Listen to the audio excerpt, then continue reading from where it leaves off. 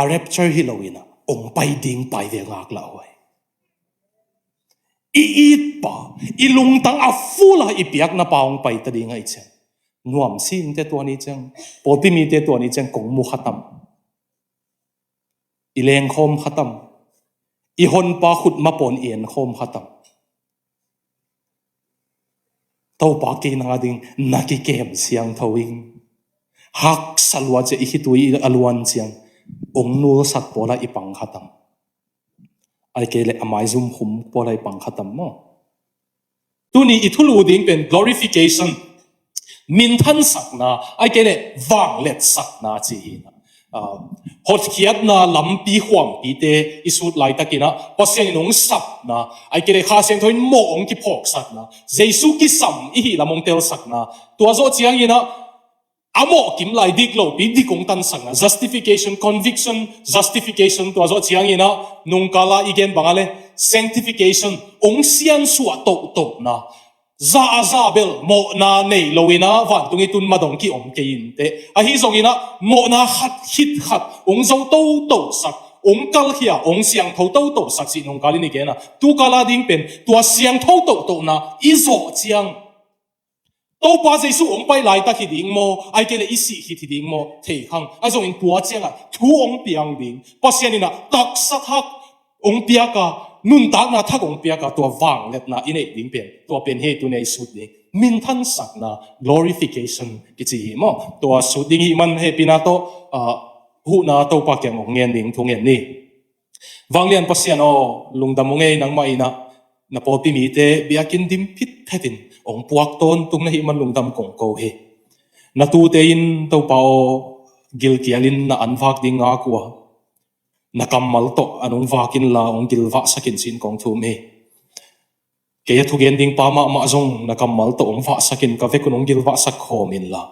nang sunga ong tai sak ma main sin a kong thum he niang le tai ding nong siamin la na thua khum na za zai na ong gen thei sakin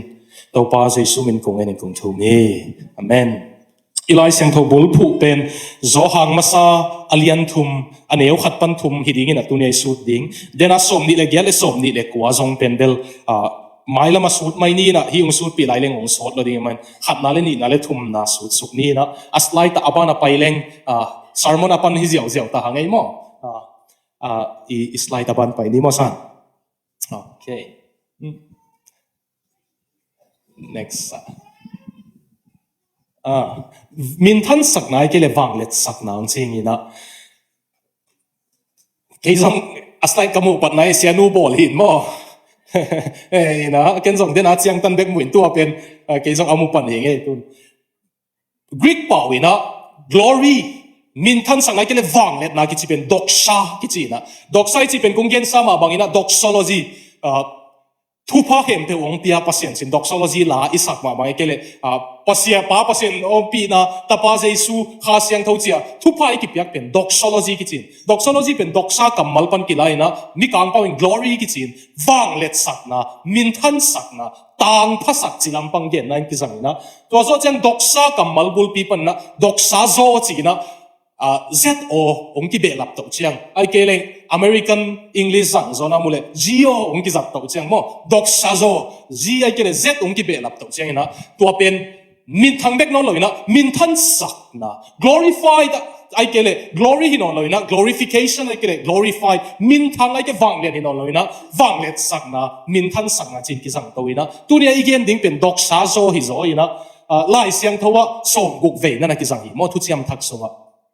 som buk ve na ki zang ina gen ta na ding na romalian giat an heu som le giat na sunga bang gen hiam si le to pa jesu to i thua khop le ama to imin thang kho mai ke le i wang lian khom ding hi na chi mo toy ke le abana korin ni na te korin masa ho kong gel te sim leu chin i to pa jesu ong pai ki chiang ina tak sa thak ong pe dinga ama isun dinga i wang lian khom ding hi che to pe nai ve tu ne isut ni tak sa thak ong piak naตัวเป็นบังตัวกี่บังเฮียไม่จีเลยงาเป็นงาเบงสมเดนะจ้าวตัวเป็นอันนี้จงเทตาไกมอตาริกสมนี่เลยสักิโฮเทลรูมงากี่บุกคินซีจงกี่เทมั้งตัวตากระเสียปาดินกี่บุกเลวซีจงกี่เทมั้งกระเจียมนี่งับ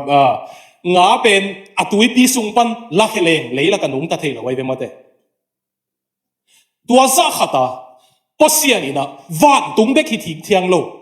leitung bek hi thing thiang lo van tung thak leitung thak bol ding eve pasian ina ro mangmu na alian som ni le khan na simule new heavens and new earth van tung zong athak bol ding leitung zong athak bol ding bahayam chile van tung a zong van tung mi te ina pasian lang pana hi man doi mang pa Lucifer le apol te na van tung zong mo nai na sukha a hi man pasian van tung le leitung zong athak mo nai na sukha kyu keu lo asuk sia the lo ding bol ding ai ve pasian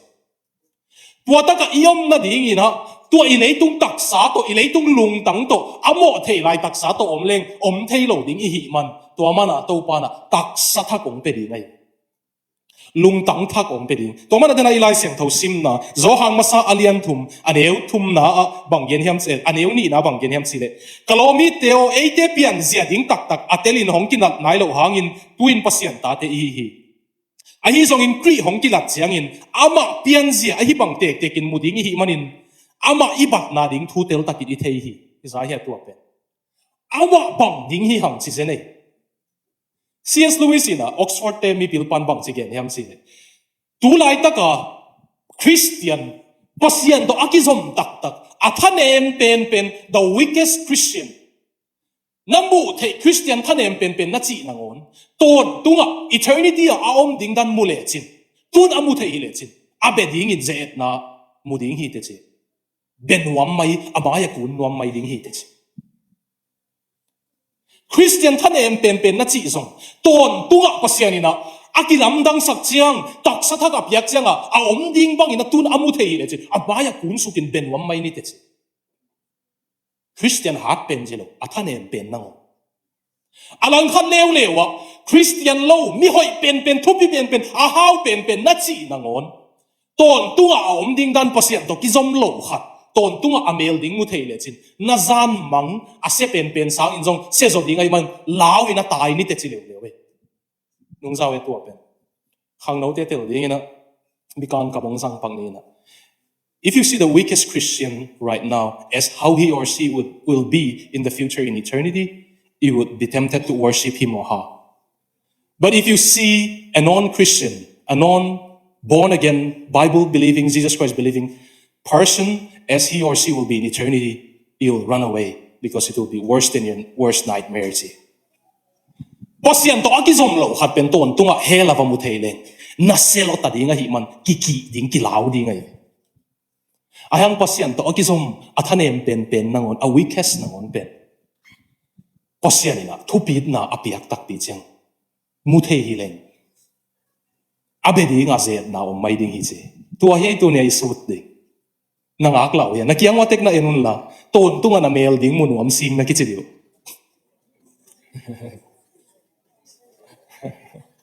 nu pate bang khat ve na ki en phasan sanun la ton tunga hoi si ni te na ki chibak de bole ong mu kai mo nu pa ki en lo te ne tun zong hoi na ki sakule bel ton tunga hoi ki satak niu che chiam nu ya ka gen pen na zau na thei la na zak sau zong gen tin ni khat te dim ho gospel pa ina gospel tun na bun bu ka tunu le pasal khat zong hol mei hol puwa khatung tungina a mei hol puwa avong thing theng pen kisil khelo walum zen hi veo i muina azing sangong thawina avom pi teng ma to lim lagang kianin to pa onung bol kha kisi tak ke ni te chi se man ama pen hoi isa ma mai ei zong mo tak pi na pasian ina van tunga iom ding zia tunung musakile lamdang gi sabi online na ki hel hanga ataka iki mu chang ana hoi zok level na no phe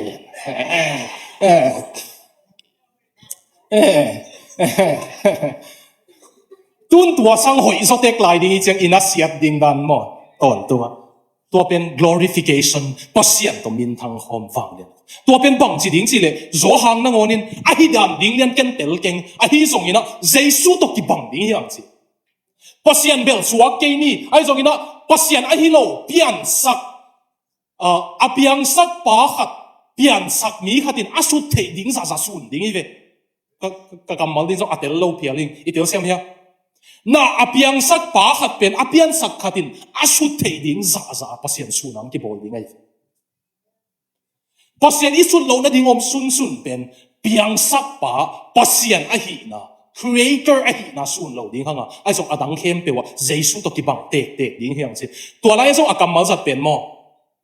tu lai ta ka jesu chi ei leitu ang wak jesu chi lo van tunga ka to khin ta mangmu na wang let na teng to ong kuma leitu mi ten alip khap aki ta tua tu no mo ngam ke wa chi jesu pen to ki sun ding hi seni ayang pasien a hi na bek sun lo ding hanga ayang ama wang let na copy ding hi tua za to panong bol ding hi yo ana siat da Christian biak nai chi mo van tung tun na ding let ma thi thing thiang lo hi pasien jesu pasien tapa to kisun dinga ki bol na biak na i newet ha ke mo to pen ilai siang thawina ong sin sakhi a hi zong ina hi again lai takina tua bang a bol ding min khat na atang ding wang let na jesu to aze khom ding te kwa bang te hi ding hiam chi thu thumina sut suk ding hanga i thu gen zo ding hi ange abana pai ne le e pina to ka tu i nung pe pa ko de ong thanga luang ki ko pa la la nge na kadang suang bang ong tak pakin pat bang ong nem sak pak ni nge lungdam pasien to wang lian khom ding te pian zia tua igen hem pe ke ya hi ding hi na chi nge le na na kisitun la hi teng thum nang nun tang na om ku om te level glorification pa toy na wang let na jesu to kisut na wan tung thak le tung thak kan nangom khalo ding chi na khat na ding ina tua glorification wang let sang na tang ding te ko te hiam khat na ate chi atul ngei lo te igem game ate chi atul ngei lo te thi pen koi teng pan kung la khia thiam chi le zo hang masa alian thuma neu khat na pa pasien in ete bang za ta in hong it na thu theyun ama hong it na lian ma ahi manin ete pen pasien ta te hong ki chia hong ki chi ma bang i hi tak pi hi che mo sia swan khan thang let dan in ong gen leng ngai di vua ba in hong it na nak let zen si pasien ta te hong chi ta zen ve che sia swan khan thang ina ngai di vua mang pa ba behold how deep the father love for us enun endi ve wa pa pasien ong it na thuk zen si to man ate chi tul ngei lo kong chi na pen sia khai za kham sarbon pana kong la khi na athu lu pen sia khai za khamina sol tak polin agrippa maya herod maya te chi apan nga ye ve ong simina sol tak pol pen gen te ani kum sop thum ko ma piang thaka hi le asi na kum sop guk le li hiam hi dingina asi ma a te chi pangina ate chi pan na pen to pa jesu to aki to na jesu to akal swan ho tok to na ge ni na herod maya te chi pangin apiang thak zo kum som thum khit chang te chi pangina azan nia piang thak banga te chi pang la ye izahia to ape apiang thak zo bangale to apiang thak zo kum som thum khit chang so ta pol herod maya te chi pangin ayang ate chi pen zania jesu to ki tuak banga piang thak chil banga te chi pang lai toy man ate chi tul ngei lo che sia khai sa khamin hilaya song to bang hang chi kayam chi le zohan pen hilai siang tho agel lai takina kum som kwa walta na zawo po pi mi te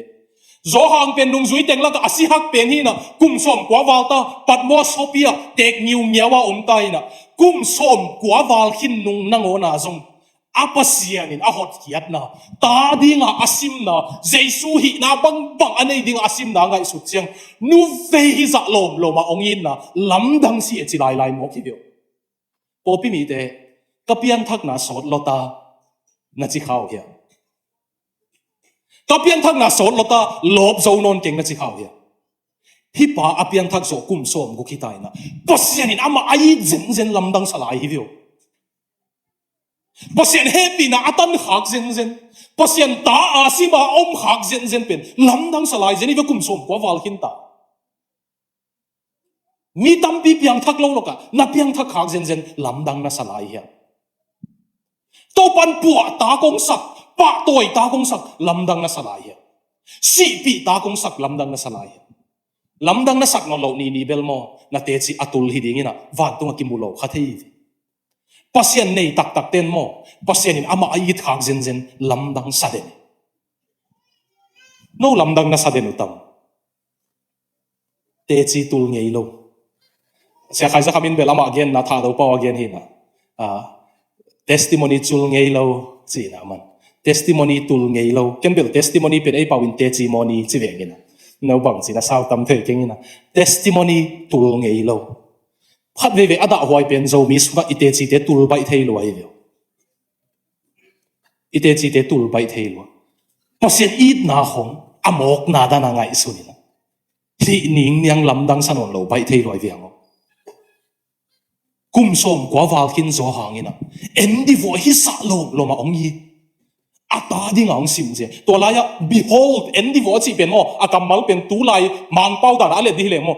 wow chi ve wow how did the father love for us lasa ta ke pasin hi zang yi chi lom lo me ata ding ang sim wow chi ka zak sima ke ka long sim ngom khat pen ka gen gen sai na pin na thanga na ding na ong gen leng a thei sa te no tu le na nui ki kun na nanui nop kêu là tu tuam hin sin hàng nấu te tha ka piak chiang ken siat ma sak se kun lo chi zel kai ve se lo wa jong pian thak thei hi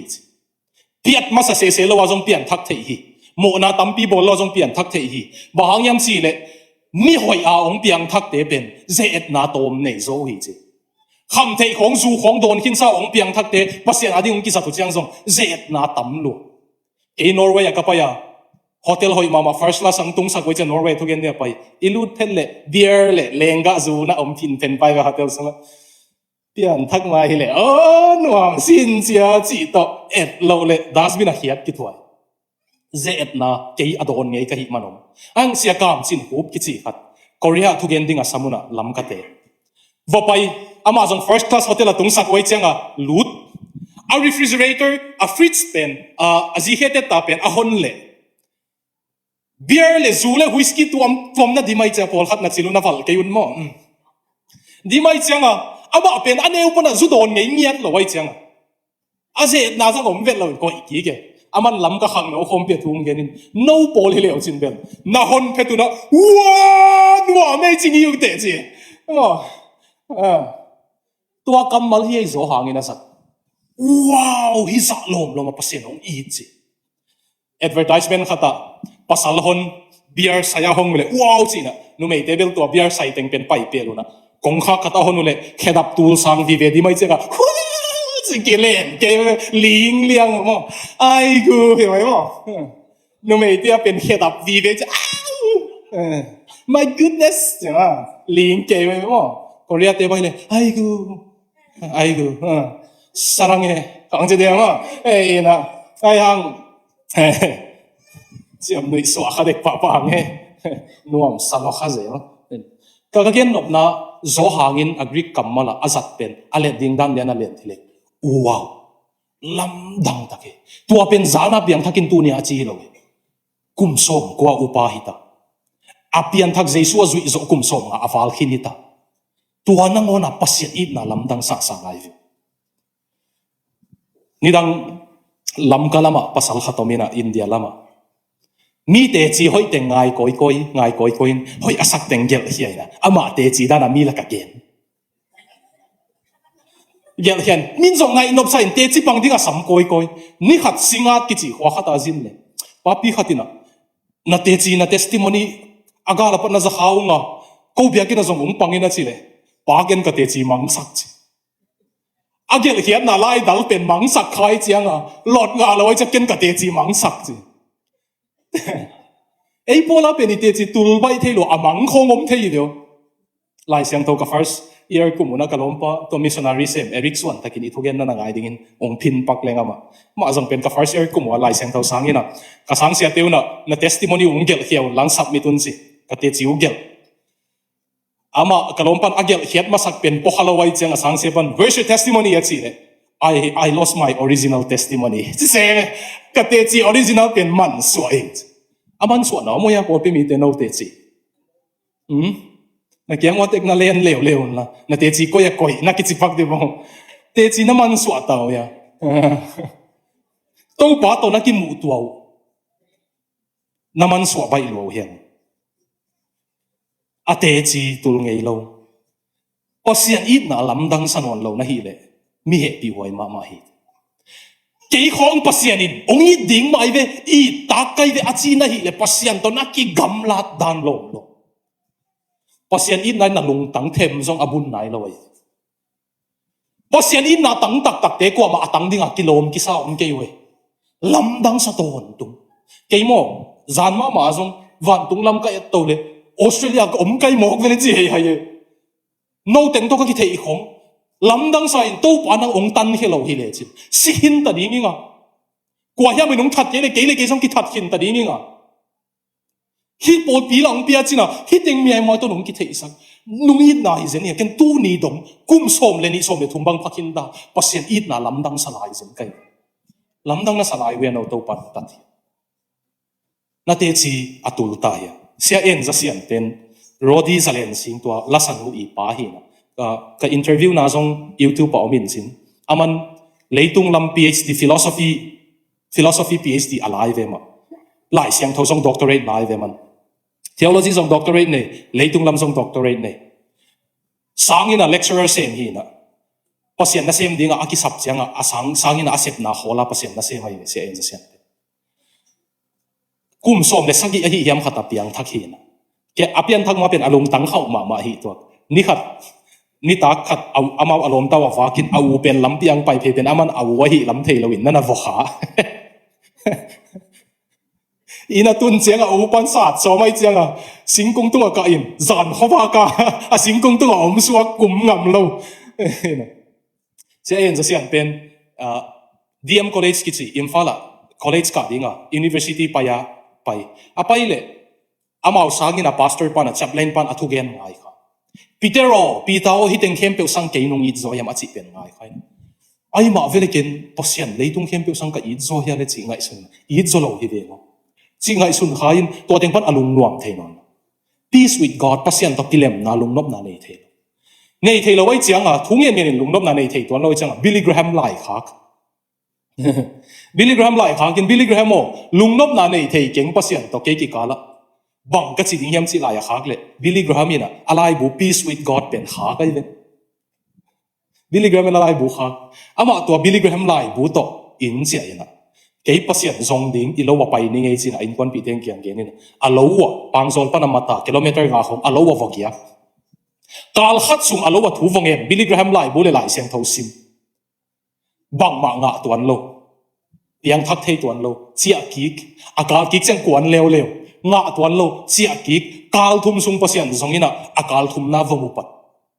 pasien to hot hiat na vasang akal masa pe na pasien to kilem na kazon le kilem malak laga kamo na tam vomu tek tek chi akal ni na chang ka pai kik chang ke le ke mo vo ki sa tek tek ina akal thum na chang bel to pan ke mi mo mai sak lam vasang thei pasien to kilema kal thum hit chang ong pai peace with God ne tua thu apian zo kum som nga hit chang ken interview kai aman leitung lam dena ka gen doctorate ni tak bang na nei hin ta leitung lam le pasien thunam ko ki ho na zong a video zong om ding pasien to ki sai bang lam dang sa na yam ka chi ong I loma ma a hi man tai san nuam leng zong ki tai san thei lo a hi pen lam dang sa ing chi kum som le go ka hi piang thak pa na kum som sagi a hi a zong pasien I na pen lam dang sa la hi no to pa nong it lam dang na sa lai we na te chi a fresh la ya ai ke na te chi vut atam lo ta ya se zem pau pu lai siang to sang ka ma evangelist pa na lai siang to sang ka apai ki chianga a evangelist hi la ya pen diang leu ko ma thu ge nai ve se pau pu so ni khat ama te jang kam pau sang ai chianga ama ong ge nai mo gen bang ong gen ni nge vai phei khwa khata thu wa ge ni na pulpit tung pa na diang khedek liang ina thu ka gen chi to ka thu gen hit chang a secretary pau na pau po na pau thei leng na thu gen nuam takin te ong chi to pan in ka chia veng in ka pa ke nga pau ken tu ni apat ilai siang tho pau to thu gen ta din ka chin to pan te dim pau ka sang se mo pa pau pu na to pan a ei mi la kang ki sang je pa pau pu pen lai siang tho sang ina pa pai chiang a ka siang tho pen ong ki thei sak pian tai ong am non lo hi ding da nai ve ong hi van non lo hi ding in bung mo la thu gen a vo pai le thu gen mien no pi khatin pau pu amei am lai ai hang atunga vut tam lota zap khiao na na che ka chia vengin ka hom din to pa ken ka kia pin to pa ong am sak ki kin ka chi che se pa pu ite chi de avuta tam lota ya i ang sakki kultam na Malaysia Delhi up na penu ungam sakki ve mo happy na vut tama bang lo tai Melbourne na song pasien ma ison ke le mo vut back lowa mei kwang ang ki holding happy na to ungam ki din to pan to phang ta hen khatong gen lai leng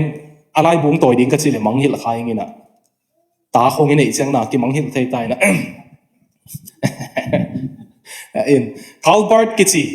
lại sang thâu xiêm mà khát tông ina theology xiêm mà lại sang thâu xiêm chỉ khá sorry lại sang thâu sang dòng theology xiêm bây giờ Calvert cái nghe lệ kum zalom som ni lại liberal pasien thu giả tạc lâu tên ni tum gam azou dik tep ni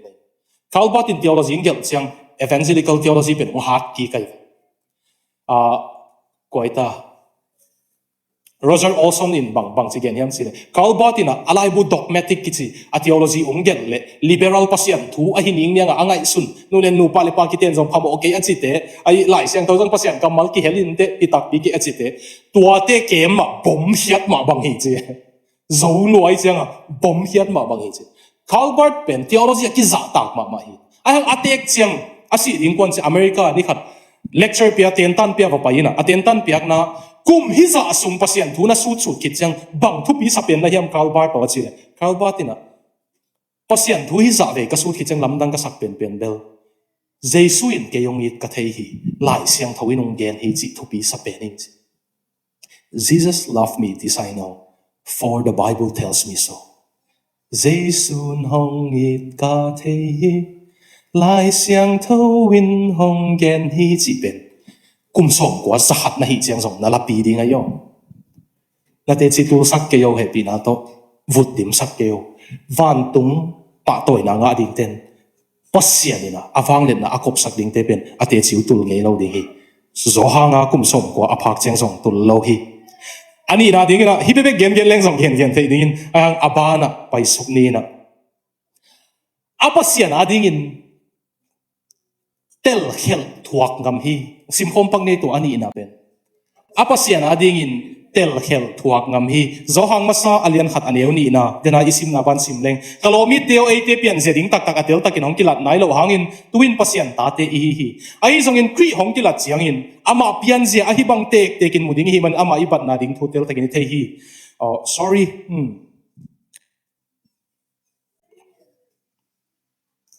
atunga khatna hi zolai sorry leitung meeting tu hun chiang dong pasian theilo wa hi manin eite zong a hong theilo a hi china to amun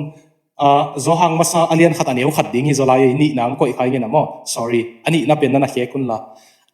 alian khat aneu khat bi na ding mo a bi side ding ye to atop na leitung meeting i pasian tel lo hi man eyung tel lo china akam mal zat pen tel lo wa kele mulo hi lo ina leitung meeting ina pasian thei siam lo understand lo wa hi man ei zong ong tel siam lo wi a chi ve akam mal pen dinosco leitung mi ten pasian tel siam lo hi man ei zong ong tel siam lo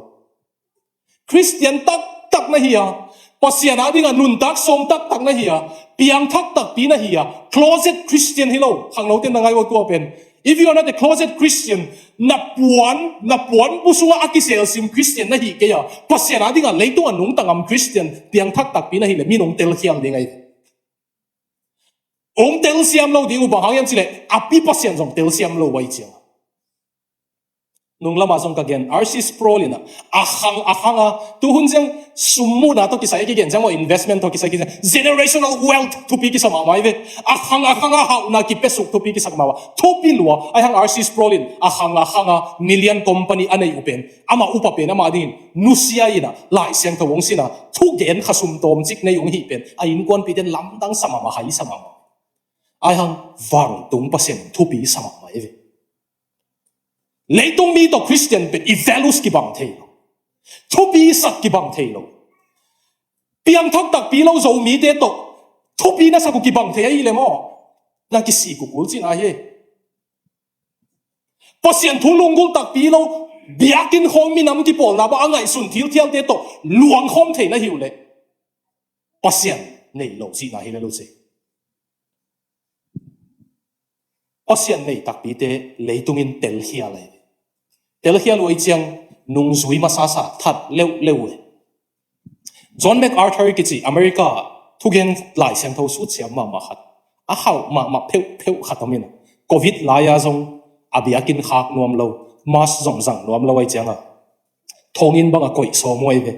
police den bang man ke manai ve John MacArthur pe California pasta hi na John MacArthur sermon pen Muslim gama numei khatina amao pawa pasal khatin asim tho a Muslim te pawa sunia Muslim te hinam amao pawa asim tho ngai kha audio tape ngai kha ina tape thei lai ding yang mo te au palam te na tape hun lai ni dang ka in veng pau bang ina ong pa ina a tape ngai no pen khat to ong le pe cheu cheu se lai ve tape te hun lai i thei na thei kha lai ve tape le pe cheu hun lai te mo alung leng bang om thiam ding pa pau song hi veo ka sung pa zo ka thei khel gele dek tape lian ma khataman kila che jai ve da na ni dang pen tape thoi ki sama mai ve mo tang wal pol khat bang aliang wa wen wa ti kheu na to tape te to ngai khai na angai chiang piang thak a sermon pen khatin sermon ki khelo a sermon pen khatin asim na zain piang thak ve Muslim no mai khat apian thak chianga America sangka theina ding tua John MacArthur sang in a master seminary sangka theina ding apply ina ki sangka ong pai sangka ong pai chiang ain kwan pi te na ma pen Muslim pa na Christian suak ta hi lamu thei holiday zang dinga sangkha kun zang dinga a khola mo chi akik chiang apa pi ong pai ang ka long pai ina sat gop sabwai tutpha tan liang a sat tha som apan lapina apan khamina hoina that saklo ken thuil na veng chin apan lakhen airport a pai pi na America pai ki kin la khat ve zong kik non keu katanu hilak nong pai ki kle keima mai kung that kul dingi Christian swak ta nai cha tuanu America chi akik asangin ki khak lai pi asangin votung ki bang chi asang se pi pa John MacArthur ina pukyang po kuna bang chi atang thu teng gen MacArthur ina na pa pin tua bang ong sat gop lai takin hi pen ni tak chang mang pau in khang no te sa ka jong ken kik no kai na pa pin tua bang ong sat gop lai takin bang ngai sun na hi ama chi le tuanu don na thu pi lo a thu pi dan ka pa pin tua bang sa lai ta ka kalung sima om pen ka pa pi na mi atha ngam na ding biak na nei na hi zong ina ken si pi le nun tak pi ngam ding Jesu ka nei che Isaiah kapapin mi atha ngam na ding biak na pasena nei ken si pi le nun tak pi ngam ding biak na Jesu ka nei my uncle have a religion worth killing for I have a religion worth dying and living for si pi tham thuak pi tham Jesu hivyo to Jesu na nei wi ano lập hoặc tên thuộc bi thăm Giêsu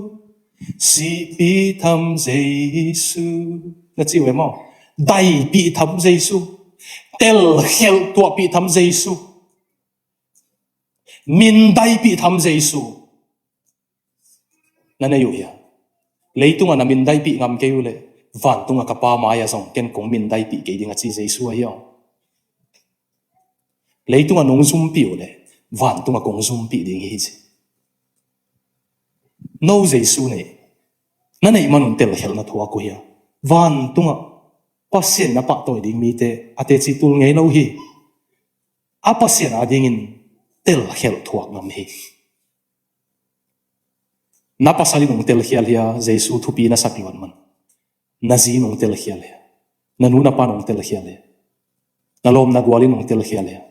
pasien nei na hi level anei lo ten ong tel hial ma ding oi ve I thupi sak ki bang non lo hi ven nu pa nang on thupi sak ki bang ke le mo ki tel hial ta me na khem pe wa Jesu thu adong nuam lo khat ki tu a thei lo ding e thu khat pe sai ding le Jesu dong phot ning achi lo pen ki tel hial na om ding e rodi ong gen kik sia en sen ong gen kik pa leng tu ni sia en sen gen ni chi mai ni Rodi zalian sing atanu tuain hongit Jesu hi sanu praise and worship makai ding a lamka mi pol khatina vasot le apan bang na genyam se thuna na ngen nung jing chang ong pai ki kun pasianin o achi leng pai sak ning se ngen tak piu e pasien i achi na te paisak lo pasien la sading nang o achi na te be ka paisak e pan no na pasi kan nei lo salo mo chi le mau no tua teng ma ma zong ka it nau hi chi ta te Jesu thu dong ma sa tek tek le adong ma salo pen izia ki bang lo ma ding hi ken kim boy kyang ka gena I pol pi pen mi khem pe win nuam salo ding chi kai ve ken pasien ana nok a thu san nuam te be kin nuam sa dinga tua le piang thak hina halama hang to nuam te be kin nuam sa dingin tua lo pol pi om chi mana om hel hol nuam ten ibia kin nuam sa lo ding bahang yam chi le ei pasien vaya serious to hi hang che ken a hang tua pen pasien de na hi chi kai ve ken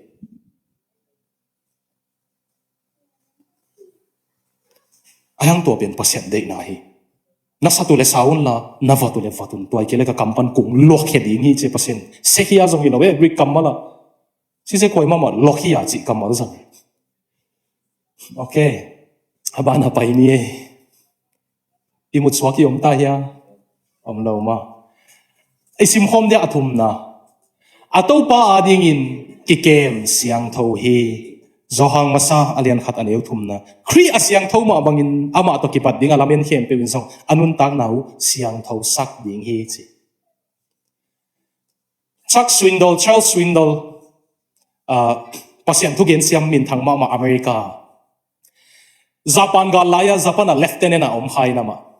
azito akiten zo khathum khit chianga Japan gama gal ka bua pai ye papi tegin tel siam neu chei tu apen ina Japan te pen zono tawe che Okinawa huwa ama ki posting khai na ne le lam le anek dik na ngonu Japan te chine e pa wa Japan ni ven mo Japan ni loi jang Japan te pen gen thai ki salo taw na nu mei ki zuak tam chi thaka tam chi nu mei kha dollar pe nga man to la ya gal kap a posting now a duty na panwa a gal kap kem ki kalwa America gal kap te i lei ding a Japan nu mei te ki gwal mai chi I pai chang ong sam ong no chi ang vai ve tu zan ni kang pa lim chi lwa te hong chiu chi zinei hin phet ki hilain z nabel na si ai chi le ilom ten lei ha zoma lai chi gal kap vi ve wai chang mo aman bang gen hem si le kazi ka chi man zong hi ke ka pasien ka chi man be ka ki kem siang tho hing se kazi ka chi man zong hi ma sa ke ka pasien ka chi man bahang nu pa ki tong ki hen hong tam ma apa pasien a chi lo man wei ve apa pasien a chi lo man wei ni si mina mau a en gi ge koram deo pasien mit nau ta ma ya nung ta lo wai chang sak swing do le na ka pasien ka chi man ya chi pen thu pi ta ke den ai lai siang thong sim king ning three a siang tho ma bangin amma to ki bat ding alamen hem pe win song anun tang nau siang tho sak ding hi chi ki kep siang tho honga thu pi dan ma Jesu Christ banga pa toy ding uten ki kep siang tho ding hi po pi mi te hi hoi tang na ngai lai bu pasianin idik lo pi mi mo pi ma adika ong sima a he pi na to hor hian na ong pia chi na za ka mo toy le ut bang banga om ding chi lung sim na nei thei lai le mo piang thak lo nei piang thak tak pi ten mo pasian ong it na a hoi lo pi ma ong ngai ngau ong tat hian nai zak chiang mo ki hoi nuam ngau ai ve I tu chiang song ki thau ki ngau ai ve hang no te te siam ma ding in get leng sang in khata a sang sia pauna chemistry pen sang na pang khe pe lak te ding chi na alung lut lo pol khatin sam la wai ve to chang aman na fe kwang te sak ma kai chang na fe kuna live one ku se lo ding ina a plus ong pe hi ni ngai chi a chi le a chemistry lung lut lo khem pe wina ye sim ku non lo a plus nga ta chi alung lut hem pe bang chi lung dam hoi amat amar mu ding to boy ku non lo wa lung lut ta ka sim ziaw the ta chin nak sim sem mu chi piang thak tak pi te mo ei hoi na pang kiu no pasen ong sang chi the chang mo lung dam hoi si to pa ding lung ta sem ding ki chi tuai ve Jesu bang apa toi ding lamenten ki ke siang thawachi nanun tak na anin atam lota hi nupi khat e ate bel hilo America Warren Wiersbe Paul pia ni pi ni sim ama sumpi apa hi khak sima to pao kanun tak na wa spider pe nei pawa ba ne mai mom ma de mai mom len akai sak ni lo teng ong ha khiat sakin to pao kapol pi mi te suma mai mom len atam dole jong ha khiat sakin to pao chia sumpi apa te ka thungen ni ne cha asia pon chim ta go to pao amai mom jong na that vetin chi to pao amai mom jong na that vetin chi nanun tak na mai mom len atam don le mo amai mom pen Jesu that sak le chin alen ong pai lo ding ai alen be kha ha ken la amai mom pen Jesu that sak le chin tua pen bang ama to nai ta ka ki som na a khat nang pai ki ke ama it na sunga tol bol na itugen abul pan ong summary suk ningena ong summarize suk ina zoding khat na Jesu bang awang le chak ding mi te in te chi tul ngei lo nei ding he basian it na thak sa ton tung ding he ni na leitung mi te tel hel thuak ding wa ai zong atau pa ma thu pi sa zo ding he thum na atau pa siang thoi ma bangin leitunga za za siang tho khit zo lo hang ama hi thei ta na ki kem dinga to pa ding ki kem siang tho ding to chang atau pa ang pai chiang mai zum vet lo dinga to pa na ngong pai mo nuam sing mi po khatin rapture angak la upen aleng to cha cha ding in meeting buai ke ding khong ngak la we lai siang thoi sim le tua bang hi lo thu chiam thaga pasian thu ten mo angak la na pe no mo aleng to cha cha le kwa gam te ki do ding chi lo ma ngak la pen mo atau pa ong pai ding pen ngak la we van leng ni simin ong bo ei i pen ong tun ding chang no ma mai ve kim boy to ka ten ding wa van leng pan ong leng khia chi chang ki i munon lo le li den deli a kinga kina i munon lo tang siat bang nei hoi nuam lo tang siat bang nei kha tang siat nei meng lo ven kanunga bel tang siat ben kamai angom ngei lo bil belina ai kim boy ong pai ding chi visa le ticket hong nei ta chi pan ki mu thei non lo ai chang a ki pek ta deli an ni li bang i mu lo wa kinga khi na van leng pen ni simin ong bo le lo deli a ang e ya pen ong tuang khiu chang ben a van leng nang on na ki en mai hi de ito pa ong pai chiang mo a rapture hi loina ong pai ding pai ve ngak la wai it pa ilung tang a fula ipiak na pa ong pai ta ding ai chang nuam sim te to ni chang poti mi te to ni chang kong mu khatam ileng khom khatam i hon pa khut ma pon ien khom khatam to pa ki na ding na ki kem siang thawing hak salwa che i hitui alwan chiang ong nu sak pola ipang khatam ai ke le amai zum hum pola ipang khatam mo to pan apa toy ama sun dingin apol mi te hi so tek dingin ifekin athupang peta hen